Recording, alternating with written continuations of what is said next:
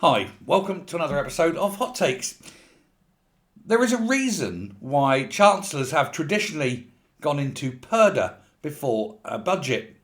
It's so that stupid things can't be said or released or leaked that will adversely affect the country.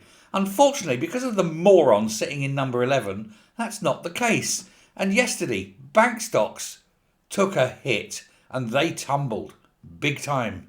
They went down. This is amid fears that Rachel Reeves is going to set to mount a brutal raid on their profits in the budget.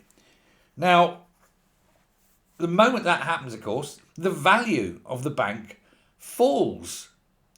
And that leads to a sell-off. People will have, preset limits. So if a bank stock falls to a certain amount, boom, they automatically sell, driving the price down even further. It's almost like a bank run, but we're done on the share price. But Barclays, Lloyds, HSBC, others, all their shares went down by more than 2% in one small period in the morning. This lost the banks tens of billions of pounds of value. Now, the Chancellor, of course, is desperate to try and raid these banks because it's a nice way of raising a lot of cash.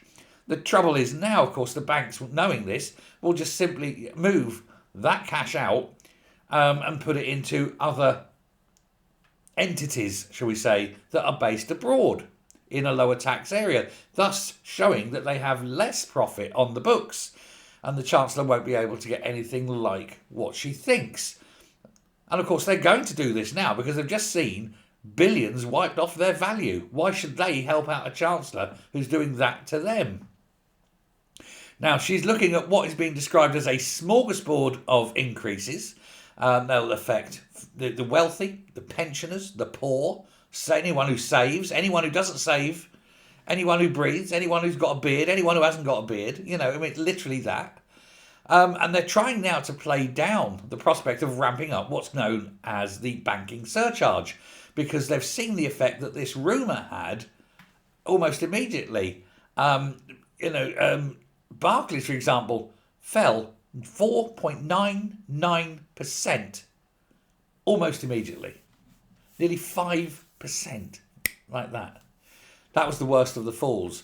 Barclays, 5% of their value wiped out. Tens of billions gone because we have a Chancellor who's made such an appalling pig's ear of everything she's done. Now, this is something that cannot be fixed easily and quickly, not unless she actually literally comes out and says, we are not doing this. This is a rumour, it's not happening. But yeah, all right, it might ease, but that move back up to where it was will take a lot longer. That's the thing with sell-offs. A drop in share price is never a dip and back. It's always a dip and a long, slow crawl up. So this bank is now being almost permanently damaged, or at least damaged for an awful long time, because of this stupid woman. And not just that bank, all the banks.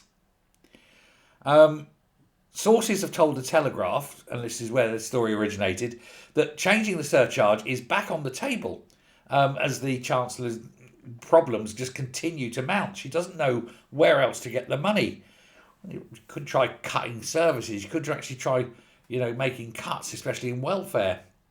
But that isn't going to happen, is it?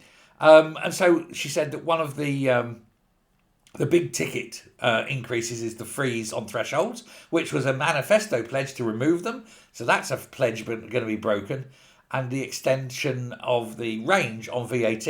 And I don't know if it will, and this is only speculation on my part, but it's based on what others have said, others more knowledgeable than I, is that there's a possibility, I wouldn't go any stronger than saying it's a possibility, that there may be a new VAT rate of maybe 2% to be applied on food.